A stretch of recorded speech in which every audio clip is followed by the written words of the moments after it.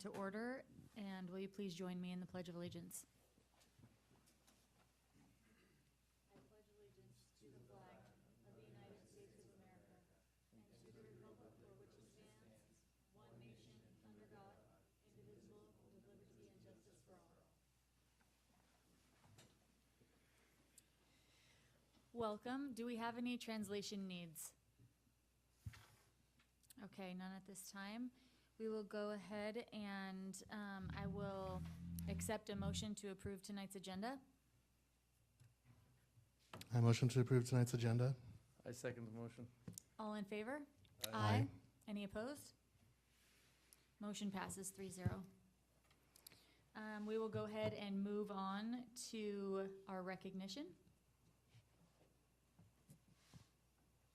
All right, tonight we have the opportunity to recognize one of the students in the Othello School District, and I think it's important for everybody to understand about our student recognition, particularly at board meetings.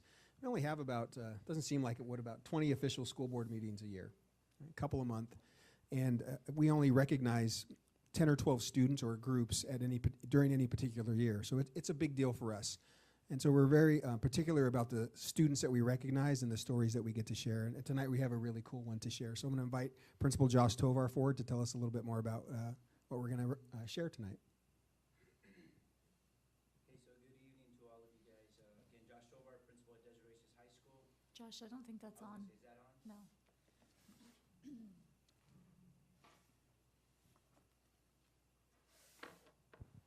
Test. There we go. Now we're on.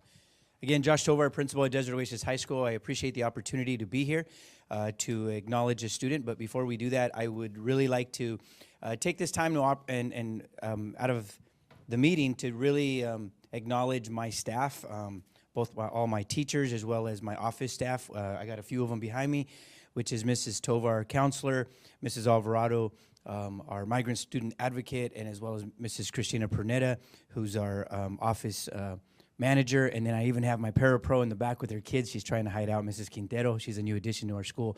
But I really want to highlight Mrs. Alvarado and the work that she's done during the school year to connect our kids with a program called the Washington Youth Academy. The Washington Youth Academy is located in Bremerton, Washington, and it's kind of a military-like school. It's an opportunity for students to kind of I guess gain some discipline in their life and redirection in where they're going with life. And I know we've had a few students in the Othello School District that have gone through the program and have been successful. This was our first student at Desert Oasis High School that we're going to be acknowledging, but Mrs. Alvarado has done a lot of work. We currently have 5 students there right now at the Washington Youth Academy. So far, our odds are out of the 7 that we've had there, 5 are still there. 1 graduated and 2 did not make it. So our percentages are pretty good, but I appreciate the work that she's done. It's a ton of paperwork, and it's a lot of communication and collaboration with the families to make this happen for students. Before I acknowledge my student, I want to acknowledge his family. They're located here behind me, and my student's name is Andy Herrera. I'm going to tell you right off the bat, he doesn't like to speak, and he doesn't like any of this stuff. So I'm not gonna single him out. He's a man of few words, but I am going to allow his mom to speak. But before we do that, I want to ask Andy to please step up. Don't worry, man. Your mom's going to come up. Just stand up. You don't have to say anything unless you want to. This is Andy Herrera. He went to the Washington Youth Academy. He was able to not just gain some leadership skills, some service skills, some discipline, but he also was able to obtain 7 credits by graduating from the Washington Youth Academy. And they're in military dress attire, and if you want to see what he looks like in uniform, you got to stop by my office or by our school. We have a picture of Andy. He looks pretty sharp. Again, we wish nothing but the best for Andy and his future moving forward, but we want to acknowledge him as our first Desert Oasis High School graduate. And I'm going to allow his mom to say a few words. And again, I want to thank his mom, his dad, and his family for being here, because you had to have been in the meetings prior to this to understand the work that went into getting Andy to go. And at the very end, it was Andy's decision. No one forced him. And I just want to appreciate and commend this young man, because it was his decision to take this leap of faith, and he was able to have success. So I'm going to hand this over to his mom. Don't be nervous. I'm not much with, do I have to use a microphone? Yeah. I'm not much with words, so. Andy went to the academy. He wasn't very fond of it. He was, nervous at first. He was trying something new. It was hard for me. At first, I was like, yes, he's going. You know, I'm excited for him. But when I got home, it really hit me. I just wanted to go back and just swoop him up and bring him back home. But I knew that he needed that. We both needed that for each other. He learned discipline, trust, loyalty to himself, his friends, and his self-worth. He went and he accomplished what he had to go do when he graduated, and to say that I'm proud, that's an understatement. Andy, you became and refined yourself into a young, wonderful man. Whew. You made the first move to be a leader and an example to others who at this very moment are making the same commitment and have taken the leap of faith you once did to become better and bigger. We love you, and we thank you. I thank you for being a great son and not giving up, and it's an honor being your mom, and it's even a bigger honor that you're my son. Andy, let this be your testimony of faith and perseverance. I would like to give a big thank you to the Washington Youth Challenge Academy and staff for transforming my son's life, for making him smile again, a smile that I have yearned to see for a long time. Josh, Priscilla, Arianda, and Christina, thank you for believing in him and not giving up on him, for all your encouragement, prayers, texts, and phone calls along the way. May God bless you and continue to give you the strength and guidance to help transform many lives. Andy, we love you, and we are so proud of you. Thank you.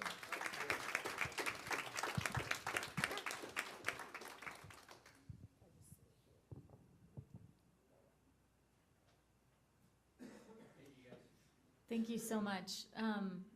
When you're parents, I know as a mother, it's to do the right thing for your kids is not always the easy thing. So I commend you and his dad for standing by him. And Andy, great job. And thank you for coming here tonight.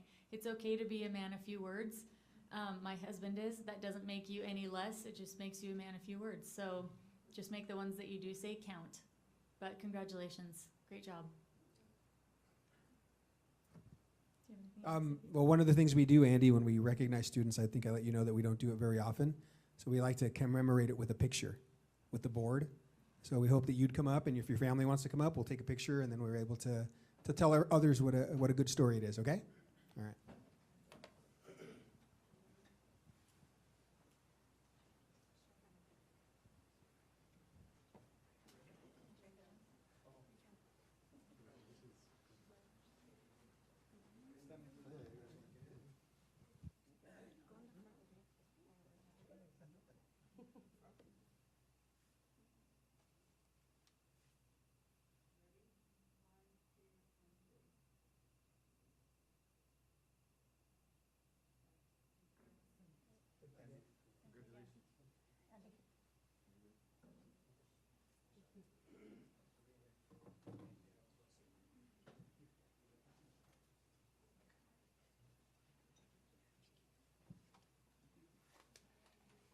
Thank you, Josh, and your staff for coming tonight. Your team never ceases to amaze me. You guys are incredible. Moving on, we will hear from our student representative, Miles. Okay. In our leadership class, I know we've started talking about you guys want us to be involved in our Husky Olympics and stuff coming up right now. So our 2 points for you guys, either you can get pied in the face along with our other staff, or we have relay races that you guys can participate in. Or if you guys already had another idea that we can add into our stuff, because by Wednesday this week we have to everything finalized and ready. I thought we were doing a pyramid. Oh, okay, we can do that. Yeah, Lindsay on top right there. If you guys can manage, we can do it. I'll That do can- the pie in we the can face. manage. I'll do the pie in the face if Aaron does the relay. Do you want us to all do the same event? Yeah, you guys can mix and match if you want to as well. You don't have to. Stick to What would you one. rather do, Aaron? She had a relay. Okay. I'll do the It's a pyramid. Yeah, relay, so you guys will be in a wheelbarrow, one pushing, one's in sitting down in it. yeah, You it guys sounds will like have to roll. pyramid. Yeah, like, yeah. So yeah, we'll put you down for our pyramid. Gotcha. Well, we have Lindsay on the bottom, then Izaro on top. and- Zara's yeah, gonna be there the you go. flyer. Yeah, we're winning this one. If you need more people for pie in the face, we'll do that too. But Okay. if they'll do it, they're good. Yeah. Yeah, and there's, oh no, we already covered that part with our cookies and convo section, and I think we have another one coming up soon. But I think by our next meeting we can address that. I heard you gave out a lot of applications for the student rep. Yes, have you guys gotten any back yet? Not yet. Okay, What? I'll be on my kids. I had a lot of people Sad. ask me about it too, like, oh, when is it due? When is it due? And I've been Oh, good. kind of keeping up with them. So, yeah, Great. Okay. Well, that's yeah. all about it. We'll today. do whatever you want us to do. Okay. JR can start training if we need to be in the relay or pie in the face, whatever you want. Okay. That is one special wheelbarrow. Miles, do you have anything else? No, we're good. Okay. We will move on to board member discussion. And we'll start with Aaron. Director Gerber, do you have a legislative report? The only thing to mention is that the WASDA General Assembly was this last weekend, where they kind of vote on positions within WASDA and any priorities in the upcoming legislation. So I'll have some more updates on how that all went for you next time. So it just happened. Great. Thursday, September 26th at 6 p.m., there's a PAC meeting. I'm wondering, are you wondering about attendance for that? Yeah, I'm planning on being there. Okay, let me check my schedule. I think my kids have volleyball that night, so I don't think I'm gonna. Yeah, I won't be able to make it to that. Zara, will you? Yeah, I'll make it. Okay.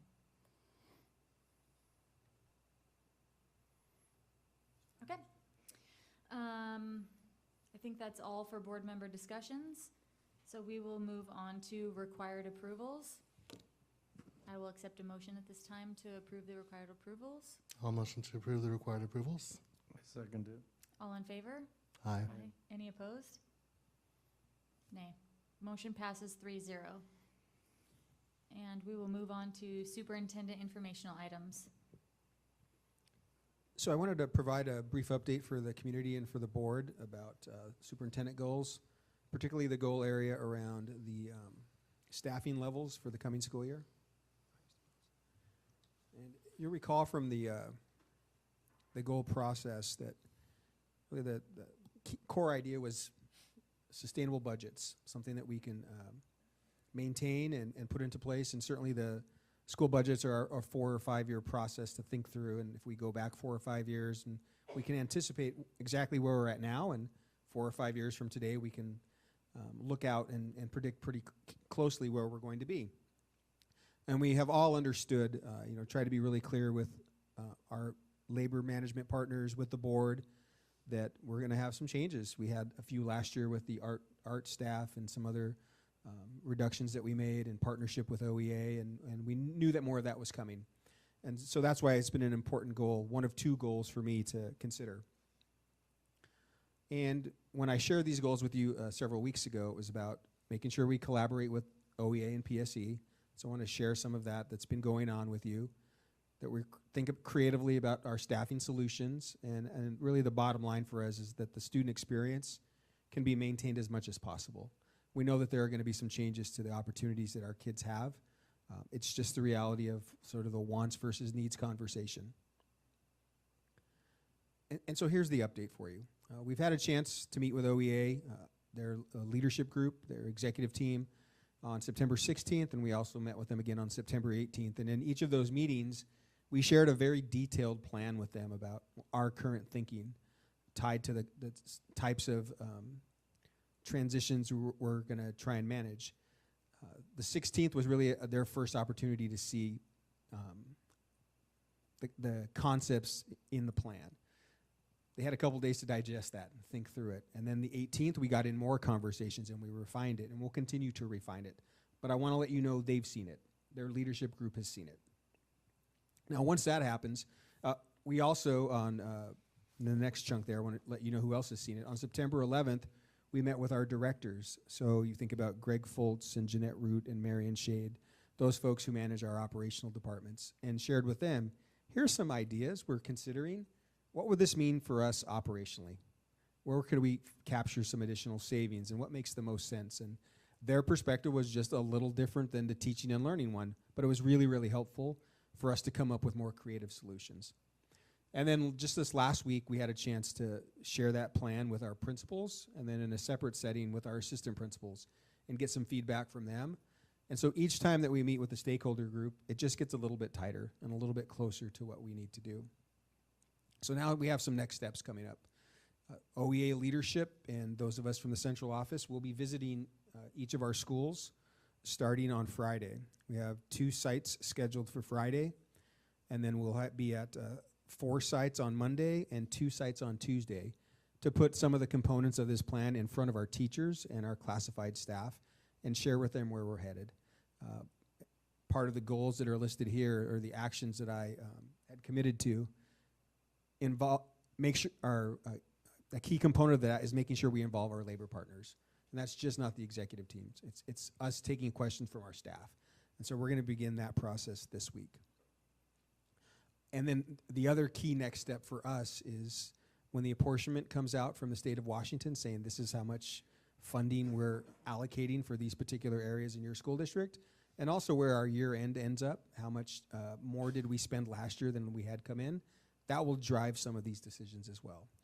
Certainly we're still on track for our goal of getting to you by November 25th, the plan of action for the school year, to give our most impacted employees an opportunity to process and think through over that winter break into spring break what their next moves might be as professionals. So I wanted you to have that update to let you know where we're at in the process and that we're continuing to work on it, and certainly creating some interesting energy in the school district.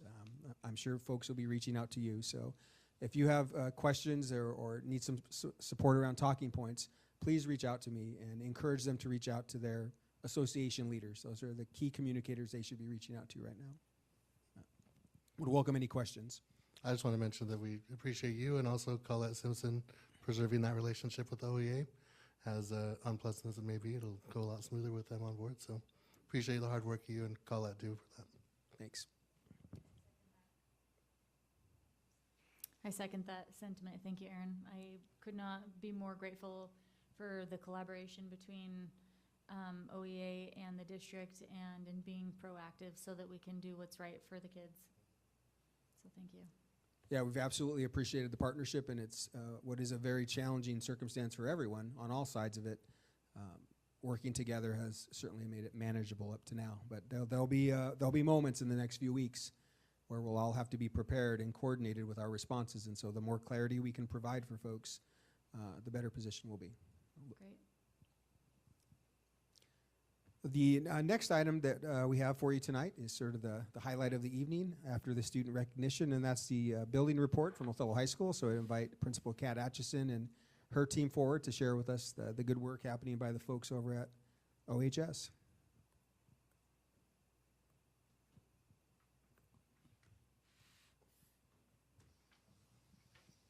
Good evening. Thank you for having us. So, let me get the clicker. You guys visited last week, and we talked a little bit about standards-based grading, a little bit about our Husky Pack, and I had shared that I had some additional information that I hope will help you guys understand the why of the work that we're doing at the high school. Last week I had showed you this image, the motion versus action, and I had talked about the blue being motion and how the high school has been in motion for a very long time. When it comes to curriculum, when it comes to the culture of the building, and there hasn't been a lot of action. And as you guys will learn about me, is I'm goal-oriented. I like taking action. I like getting results. I like, creating change. And so this article, I don't know if Pete had you guys read this article. This was something that kind of stood out to me and helped click the why behind why we're doing what we're doing. So last February, I started, actually before February, I was having a conversation with Jessica and Pete and talking to them about my journey as principal. And we had to start having some real conversations about what we're willing as an admin team, willing to be held accountable for. And some of that came out of working with a consultant by the name of Chuck Salina. And so he started helping us kind of reflect and work on the work that we do in our role as administrators. And so he had us started looking at our current reality and what our ideal reality is.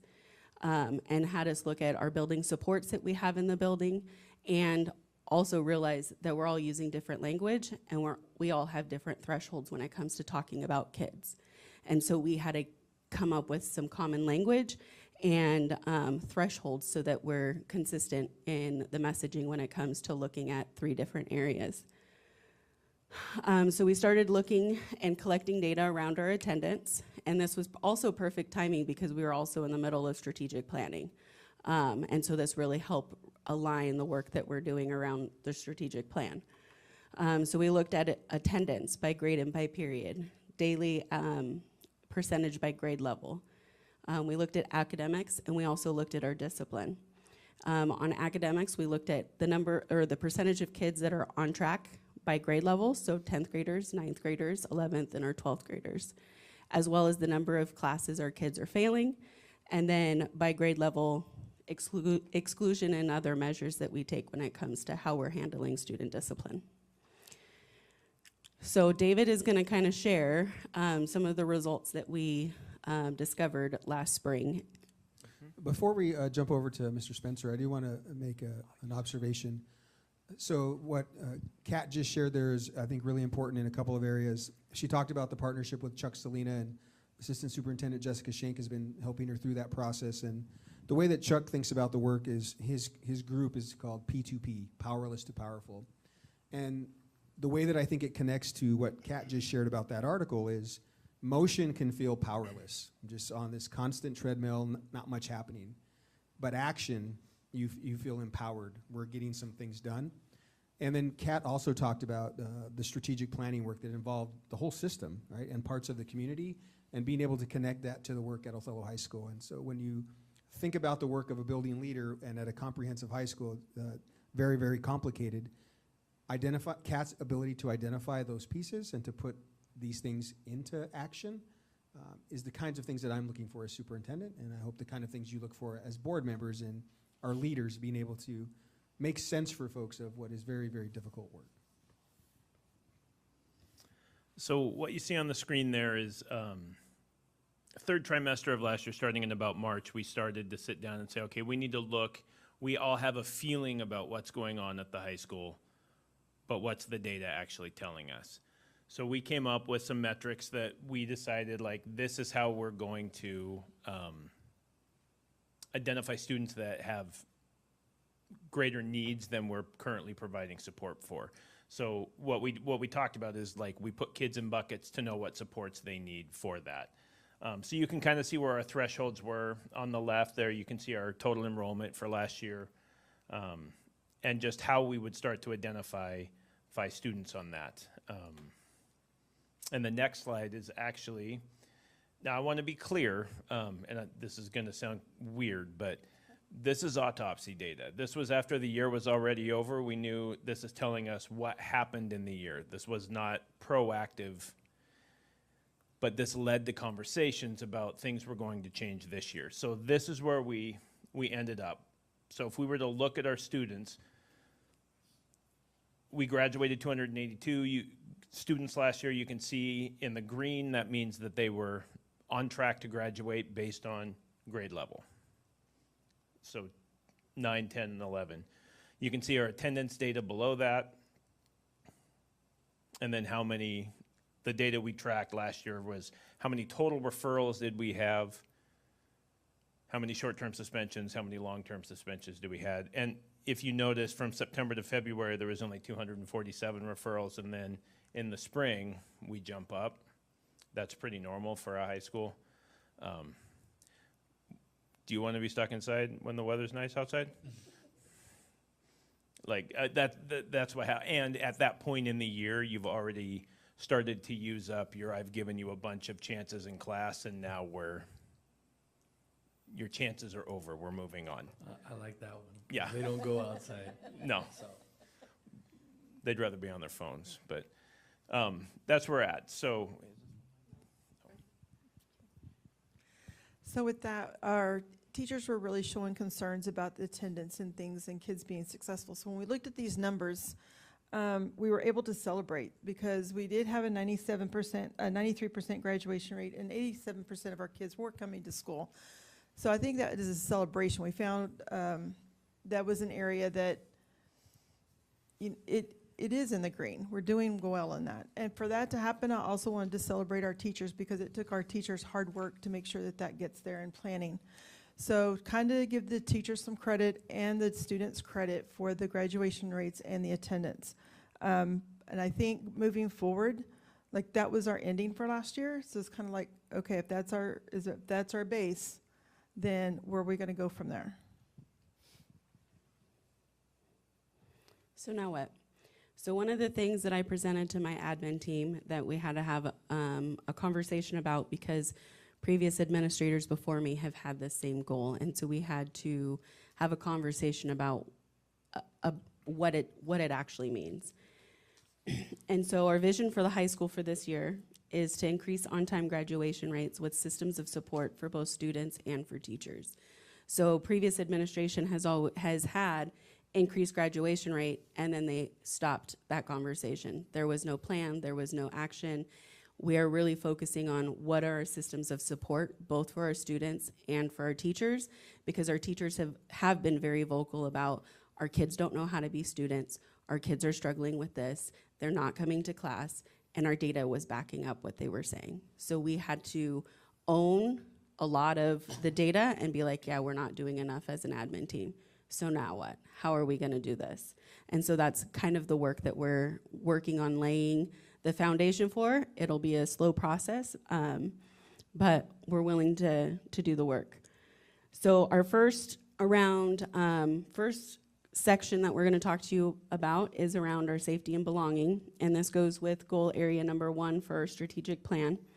And the outcome is to increase the amount of time our students spend in our learning environments and really focusing on the attendance. And so we can show you currently how we're kind of keeping score, because as I work with Chuck, he talks about how are you keeping score. And so we'll be able to kind of show you how we're keeping score on our kids. David? So through the work that we did this summer, these are our thresholds that we're now tracking on a daily and weekly basis at the high school. So for attendance, for a student to be in the green section, within the last 4 weeks, they have 2 or fewer absences. If they have more than that, they go into the yellow, and if they have more than 4, they're missing more than once a week. We put them, like, we know that that's not good for students to miss that much school. When you mean absence, is that an absence of a class or the whole day, dude? It's absence of a whole day, but if you miss enough classes, it equals a whole day. So, Can I also ask a yeah, question, David? sure. At what point do you involve their parents? Okay, that's a good question. Are we talking about, it depends if you're talking about unexcused or excused absences, but on what we're doing this year, as soon as a student falls into the yellow, we're beginning to make parent phone calls and calling the students in and saying, hey, we're seeing that you're not here. We want you to be here. So let's just say, Yeah. on the green, Yep. a child who's going to, let's say, soccer or football, and they miss, because of a game or That does whatever. not count. That does not, okay. No, Nope. we don't, anything that's school-related or put in the O category, which means other, we don't count that Okay. because it's either the school telling you you need to be here or you're away doing something, like on a field trip or whatever. So, tardies is another one. You can see if you have, in a 2-week period, we say you're okay if you're late to class 2 times or less in a 2-week period. So you can be late once a week and still be, we're trying to foster the behavior we want to see. And you guys all work, being on time is important when you have a job. If they're not in that, but they're at 5 or fewer, so they're missing, what in essence is they're late 1 period a day for an entire week. maybe after lunch or things like that. We consider that to be in the yellow category. Again, we're calling them in, we're talking to them, we're letting their parents know, hey, we're seeing this. And then we also have, you can see what the tardies are for in the red. We have it the same for the behavior and for academics and credits and all that. So these are ambitious metrics that we're using. One more question on the Yeah. credit, on the credit part, is that like somebody who's a sophomore, junior, or is that, how do you get back or behind 3 credits in a semester? Or is Well- that just because you're failing 3 classes? Is that, is Yeah. that, okay? Or you failed, actually for 3 credits, you failed 6 at that point. So do we see that a lot in freshmen? Not a ton, but sometimes we do. So, and the next slide is I believe we have some data for where we're currently at. So this is where, For academics. yeah, for academics for last year, we obviously don't have anything for 9th grade because we didn't have the 8th graders last year. But for our 10th grade students, them leaving 9th grade, 63% of them are on track to graduate. And when people first see that, they're like, whoa, that's not very good. That is what has historically happened in the 15 years I've been in this district. That's what the high school does every year. Really? Yeah. Kids are behind their sophomore year, and then we work really hard to get them caught back up. So one of the things that we had done is we had gone back to our trimester 1 last year with our freshmen, and we had 80 kids that were already green and red. By second trimester, we sent 44% of them already to DOHS. So it was just more or less the kids were coming in, you're not here, you're an attendance issue or whatever the case may be, behavior, academics. This isn't working, here's all the contracts to legally cover our rear ends, but we were doing nothing to support them. There was nothing to walk alongside the kid and say, we're here for you. It was just go to DOHS and you can have the support there. Can we step back one slide? I do want to make another connection to the Powerless to Powerful framework. And you made a statement just a little bit ago about there are times where you hear from staff that they don't know how to be students, right? And that's a statement you would fully expect to hear from someone who feels powerless. I'm not sure what to do to help, so I've got to look for something to put it on. And the other part about the work with the Powerless to Powerful group is that one of their key phrases is, what are you willing to be held accountable for? And so this is about student accountability, but what Kat just said about walking alongside kids, it's also about adult accountability. Because I know as a teacher, if you're sitting in a classroom trying to grade assignments from 120 kids like Miles, and you know how many minutes and hours that's going to take, and then you have to call on 5 kids who never show up and know that that's going to add another hour to your day, sometimes you don't make those calls. And you might not, and that's the idea about systemness. Is there a system that allows teachers to stick at it because it's very difficult, so we get different outcomes? And so to be public about it and share, because Kat just said, I'm willing to be held accountable to this. And in fact, it's tied to the strategic plan, which we all said we're willing to be held accountable to. Now it's a matter of we're actually going to go out and do it. And in powerless systems, they don't do it. So this is our year to do it. Yep. So here's how we're keeping score.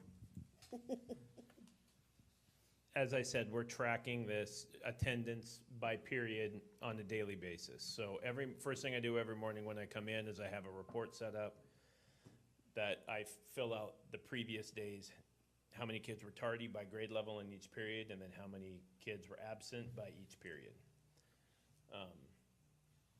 So you can see, like when it comes to tardies, we don't have a huge tardy problem at the high school. 98% of our kids, for both first and second week, show up to class on time. Do we have some students that struggle with that? Absolutely. And so by identifying that, we can talk to them and say, hey, you seem to be having a tough time coming back from lunch. We're gonna do this now for lunch instead. Because you really need to be in class. We want you here. So let's go. We're gonna try this for a while. Get better, and then we'll try it again. And our data shows that from last year, that first period and fourth period was when our kids struggled. Mm-hmm. It was the lunchtime and, as kids coming to school. Mm-hmm. And then you can see attendance as well for weeks 1 and weeks 2, or week 2. this is the time of year when we start to see attendance spike up a little bit. Kids are back in the groove, and you know, they have a hangnail and want to stay home or whatever. Like, you know, there's other things they'd rather be doing, but being able to identify this, and I'll tell you, like I said, I've been at the high school and in this district for a long time. We've never been able to look at students like this in almost real time. A day behind is as close as you can get to accurate. But being able to identify early, to provide the support early, to try and keep kids from getting so far behind it's impossible to catch up. Because that's when they feel hopeless and absolutely powerless. And then here's our current discipline data so far this year. Again, it's early in the year, but most of our kids do what they're asked to do. We do have some referrals out there, and shocking, it's around cell phones. But we don't have near as many as I thought we were going to. So the policy is starting to take hold. And then we do have some kids that have made some poor decisions and have gotten to take a little extended vacation. But the way that we bring them back is something that we've really been working on, because before a student was suspended, they'd come back and we'd say, don't do it again, now go to class. Well, that didn't really work. I'm gonna put you back in the same situation and ask for a different result. So trying to find those supports the kids need, connect them with an adult that they feel cares about them, connect them with an administrator, a counselor. Like, I see you, I recognize you, I'm tracking if you're here or not. It's important to me that you're here, and that we're hoping that our data will continue to bear out that that's having positive effects. And so with that, with the celebrations and trying to keep everybody in the green, we're developing a behavior leadership team, and this includes teachers from each building. So there's all the areas of the high school represented. We've got pairs involved, and David and I are leading this team or facilitating it. We hope it'll be a facilitator thing, and then the teachers will end up leading. But with this, what the purpose of that team will be is to how do we celebrate? How do we recognize the students that are doing what they're supposed to do? How do we recognize the teachers whenever they're doing what they're supposed to do? And how do we keep the kids in the green? So how do we make it a fun place where kids want to be, and where do we make it where teachers are really having fun with the students and making those relationships? So this is what this leadership team is. So in short, it's BLT. So we don't know if they're going to keep that name or not. We'll see. The next one. Oh, the next one. Oh, this is the one I really like. So with that support, for the graduation rate and everything, we've identified students as freshmen. And with those, we have divided those up between the admin, and we have about 6, 7, maybe 8 students each that are freshmen. And we're going to check on them 2 to 3 times a week and talk to them and keep up with their attendance, their grades, if they need support, if they're missing, why, if we can figure out, you know, how can we support you, if something's going on, can we advocate for them, so different things like that. So it was really interesting because I called a couple of my students in, and since I knew them as 8th graders at MMS, they're coming in and they're like, Miss Dunn, I didn't do anything wrong. Why? I didn't do anything wrong. I said, it's okay, you're not in trouble, but I didn't do anything wrong. And so then we sit down and talk to them, and whenever I said, look, I'm here to support you. If it's discipline, it's not going to be me. I'm your support person. I'm here. I'm going to be checking on your grades. I'm going to be checking on your attendance. I'm going to be checking on you. And the student just kind of like relaxed and had a big old grin on his face. So it's like, okay, I'm ready for this. But so I've checked in with, we've checked in with our teams. We've introduced ourselves, and we'll start developing goals with them. And as they reach those goals, then how are we going to celebrate that, and how are we going to recognize it and keep them going? So this is something, so the previous data that we had, if we're having that many as sophomores that are already behind, this is our support for them as freshmen, so they don't even get there. We don't even have to worry about that. And so this is what we've implemented to support our students in that area. I had a question. Sorry, is this happening during the Husky Pack time, like in your guys' advisory situation? It's outside of that. Outside of school. well, it's during school, but it's not during their advisory, so they still go to their advisory class. And it's only maybe a 2-minute conversation, so I may go to their door and I may say something. If I've met them at the door, just outside their classroom, and talked to them for a couple of minutes, then put them back in class. Or if I'm calling like all of them at once, maybe I call them to my office, but it's just a quick conversation and they're back in class. Our counselors are also focusing on our seniors as well. So our counselors have also been part of the conversations that we've had around how are we supporting our kids and taking action with getting kids to come to school, paying attention to the academics. And so our counselors are guardian angels for some kids that are at risk of possibly not graduating or needing some extra help in one of the different areas. And then we look to expand to additional staff such as our secretaries, security, all of that type of stuff, so that there's more people that are showing that there are people that care about them and want them to do really well. So at the bottom, you saw the 210 conversations. Basically what that is to build relationships with students. If you can spend 2 minutes a day with them for 10 days in a row, then that kind of breaks down the barriers and builds that trust. So that's one thing that we're trying to make sure we do as we start. Scott? So Kat had mentioned providing more support for our students by using more of our support staff.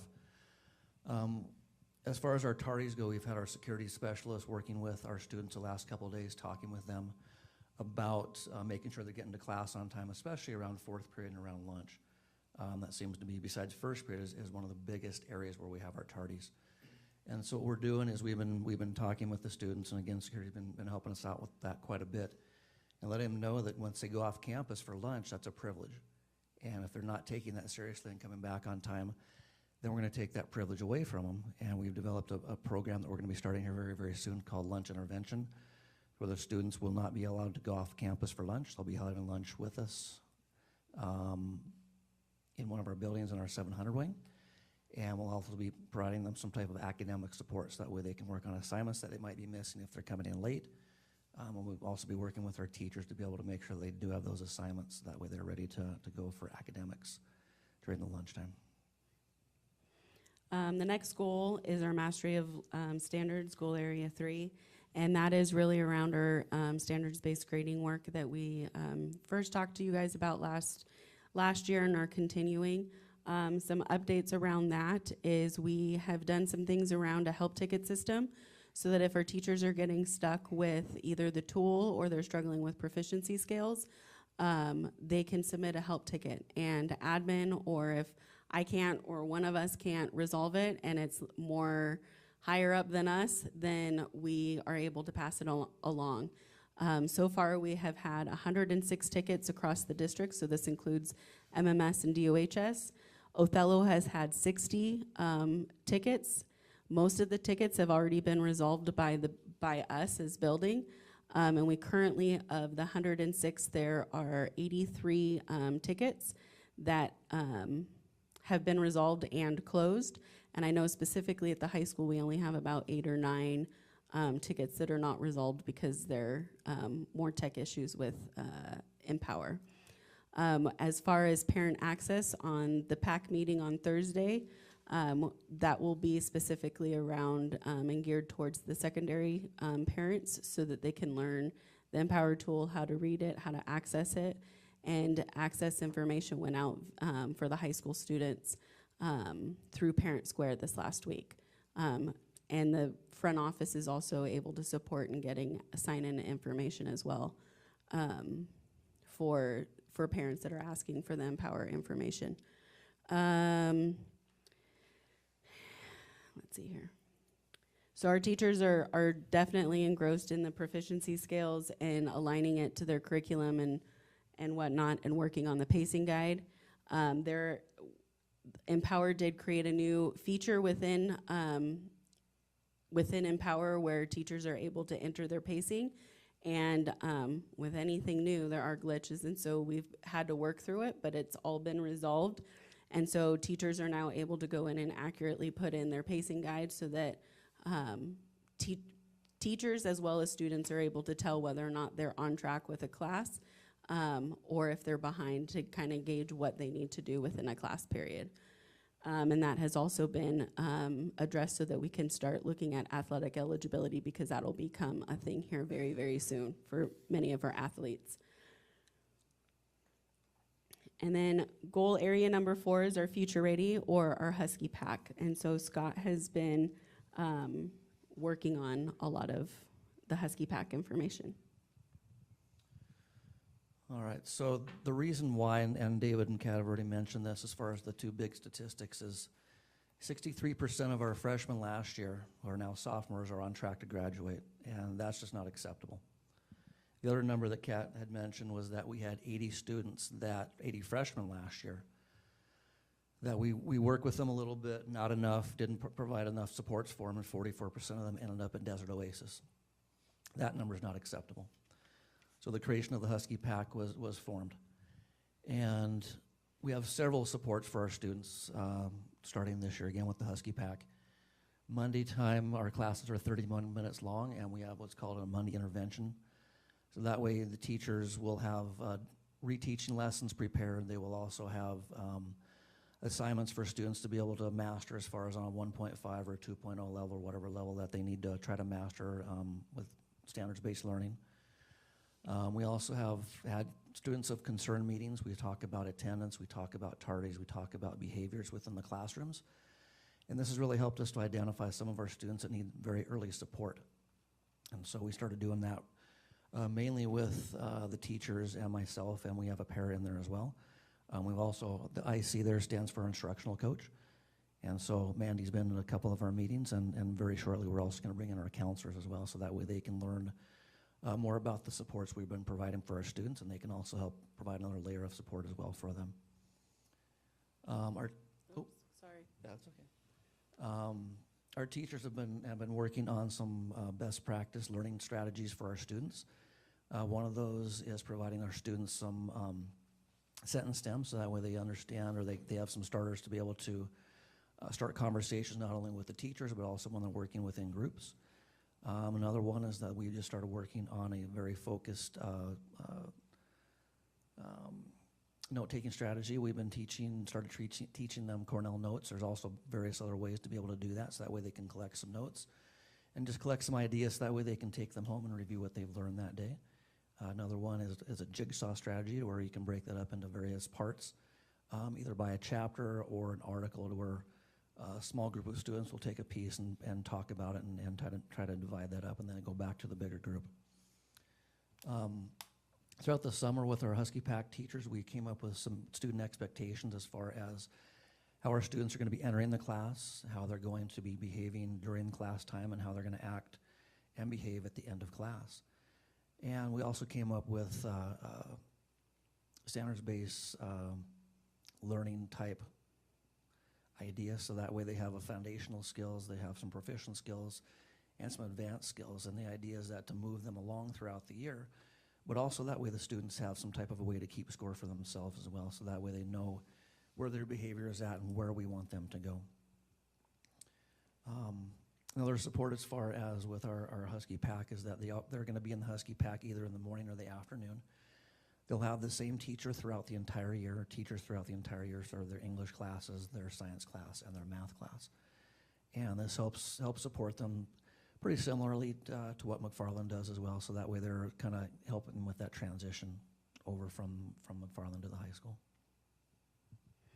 I would also add, as far as the year-long core classes, last spring we had a meeting, a scheduling committee, and one of the feedback from the teachers were it's difficult on a trimester schedule to try to teach kids in one trimester, and then you don't have them again, because by the time that we were just done building a relationship with a kid and really diving into it, it was already time to change trimesters. And we really want to give our freshmen a really good solid foundation, and so that was part of another factor that came into why we made our core classes for freshman year long. Can I ask a quick question? Sure. What has been the feedback so far from the teachers do you have any comparable data as far as attendance and stuff like that? Like, is it helping to keep the freshmen in a better place than they were last year? The as kids freshmen? that we've talked to, as we kind of navigate, they are liking it. They like that the classes are very close together because our campus is so spread out. It can be a little overwhelming, so they like having the classes much closer. We asked them what would they like to see better, and they haven't given a whole lot of feedback. Our teachers are liking it because there is some time that they have with Scott every single day. So if there is a kid that is, you know, a red flag or some type of indicator comes up for a kid, it's like, what's going on with this kid? We can easily take action right away.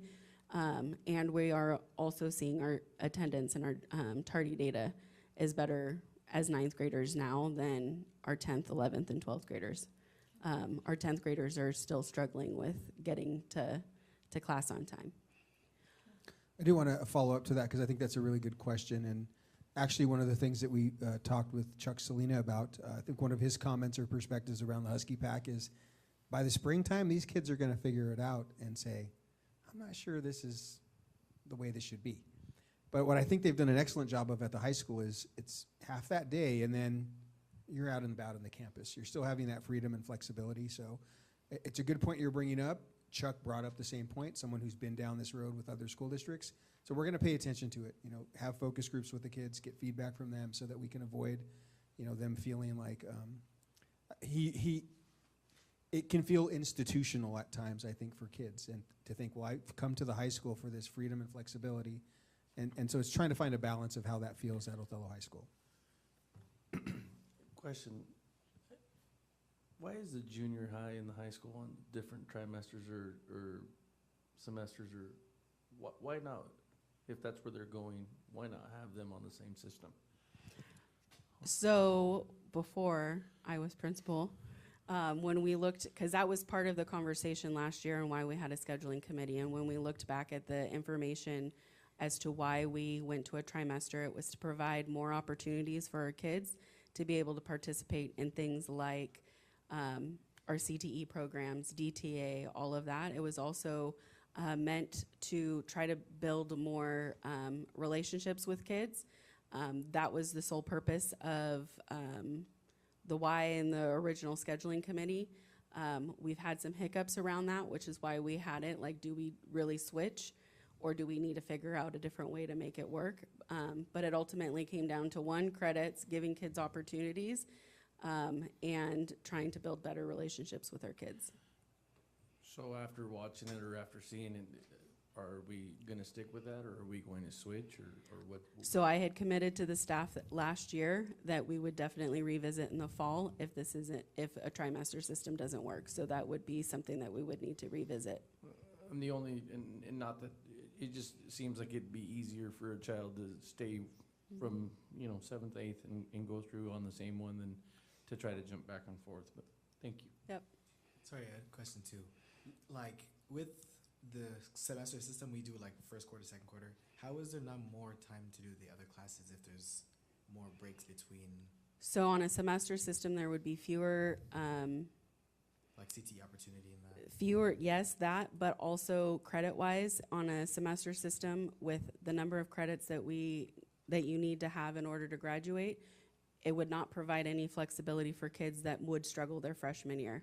So if they had one bad semester, they would already be off track, and then they would already be, where this provides a little bit of a cushion for our kids so that if they have a bad trimester, it's okay, it's not the end-all be-all.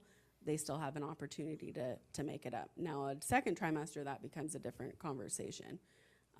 So that's another driver as to why a trimester versus semester.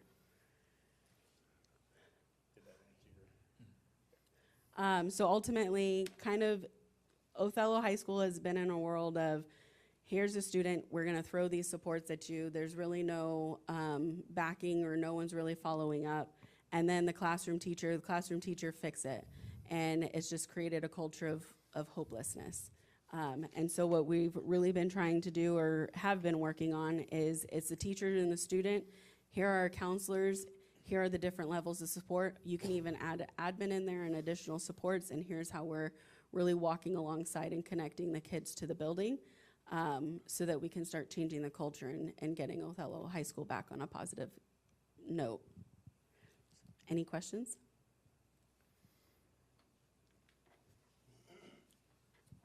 I don't have any. I just want to express my appreciation for the time that you guys put into this presentation and for having us. It was great. Thank you for, going over the conversation with us about standards-based grading and just, I know you're probably sick of that conversation. So anyway, I just appreciate you guys having us and coming here tonight and presenting to us. Thank you so much. I wanted to mention that I have heard positive things about Husky Pack from the community, from both students and parents, that they feel it's going well. And I just appreciate that it came from you recognizing a problem and adjusting to it. And glad that we have admin and staff that will put in the work to change, because it's difficult to make changes. And the same thing will happen with standards-based grading. So putting in the work. Then. Yeah, thank you. We appreciate it. Yeah, just keep doing the things that are hard and nobody else wants to do. Eventually, it takes people like you guys to see something. The numbers are a little scary, but it's even scarier that we didn't know it was going on. So thank you guys for noticing that, and thank you guys for trying to do something for it. We've always known it, but to actually have the numbers behind it just really startled all of us. And our teachers have been wanting this for a long time, and they do enough in their jobs that this is the least that we can do to back them up, because they've wanted admin support and there hasn't been any. If I knew nothing else, just the way that you guys are willing to take accountability for what is going on, that says enough about you four. So thank you. I just wanted to also say one more thing. My daughter is a freshman, so she's in the Husky Pack, and she would be the first one to complain about just about anything. And she hasn't complained about that. I haven't heard a peep from her. So honestly, I forget that that's even going on. So I think for most freshmen, while they might feel like it's feeling like an institution or they've lost some of their freedom, if they don't know any differently, I think it'll be fine because it's not like she went to straight freedom at the high school and then went back into a Husky Pack. Like that's all that she's known. And so that just is kind of feeling like this is what we do. And I think it's been a little bit of a relief that part of the day she spends with people she's really comfortable with and has been in school with for years, and then part of the day she gets to expand and see other people. So I think it's great, and whether it works long term or not, we'll see, but for right now I think it's going great, so thank you. Can I throw one thing in? Yeah. Freshman Academy and the way that we grade at the high school have been topics of conversation for the last 10 years. We now have somebody that's in the school that's willing to really get behind doing the work. So that's a credit to Kat and what she's doing there, because some of us have been banging this drum for a while and it fell on deaf ears, but she's ready to go and we're there to support her. So So I'll be the first one. I think the Husky Pack is kind of cool, but it's like I tell everybody else, I think Pete makes fun of me because I always say it. I want to see these freshmen when they hit sophomore and the freedom hits them. That'll tell us a lot more. And so I'm really excited to see how they go through this year and then see what they do their sophomore year, because that'll give me a lot more of a, yeah. So excited. Yeah, thank you. Pete, did you have anything you wanted to add? Maybe I'll add a perspective as a parent of a freshman in college. And I had a chance this weekend to visit or see 3 of our former students, one being my son, but also 2 other students from Othello High School who are at the University of Washington. And guess what they're doing in 9th grade? They had an early start for certain kids so they could feel comfortable there. They put them in small cohorts. They assign them a counselor, right? They do all these things to make sure those kids stay because they pay tuition, right? It's the exact same model that these folks are trying to put in place at Othello High School. And the other end of that is, we're talking a lot about the services that we're putting in place for kids who are not finding success. We should also recognize that our teachers are making sure that a number of kids there are finding success. My kid and others, kids like Miles, who are having really good experiences at that high school, preparing them to be successful at college. So I think there's a lot to celebrate in the work that's started, but there's also celebration for the work that's been going on. There's really good things happening there. And just to add that, I think we had a discussion with David that even the kids in the Husky Pack, they can still go and get enough credits for like an honor English class, right? So that was really exciting, because I know that was something that my freshman daughter was really worried about. And so now I'm gonna hold her feet to the fire and say, you can get it, now you gotta just show it, so. All right, thank you again. We will move on to public comment. Did we have any public comment tonight? No? Okay. Upcoming events. Looks like we don't have anything. Well, we have the PAC meeting Thursday, and then nothing else until October 14th, when we have our next scheduled board meeting.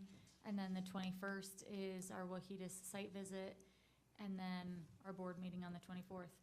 Oh, never mind. We have pie in the face, Husky Olympics coming up. Or relay racing. We don't know yet. I heard that there was a flag football game also. I might have hinted to MMS that we would like to be part of that. I told him Aaron would be the center, you'd be a wide receiver, so we did put that out there. Just a For FYI. at the middle school? I guess it's the middle school versus I think it's the police department. Middle school staff versus Staff. Okay, that We're makes just, more I just sense. threw ourselves I'm in like, there. who of us can run as fast as a You. middle school boy? Well. For sure, none of us. you're fine running against The staff. cops. Yeah, I shouldn't run, period. But, okay, if that's all we have, we'll move on to the board self-assessment of the meeting. Who would like to go first?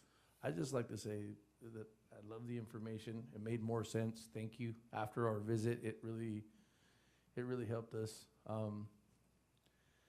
Made us go back and revisit some issues, and so I'm very grateful. Thank you, guys.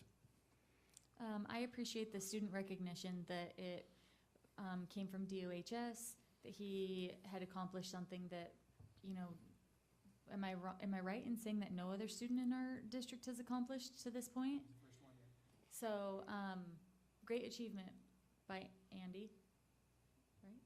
I'm terrible with names, but great achievement by Andy, and grateful that he was here tonight to share that with us. I don't think he wanted to be here, but I'm glad that he was. Yeah. I'm glad that he came. We could recognize him. Yep. No Sebastian, unfortunately. Put that on the Yep. other side. Yeah. Delta is, we don't have a full board. Sebastian and Chris and Ken are hanging out somewhere. Yep. You can tell who are not the cool kids. We did not get invited. Nope. Also, thank you, Pete, for sharing the update on your superintendent goal, and excited about that moving forward with the union and all the things.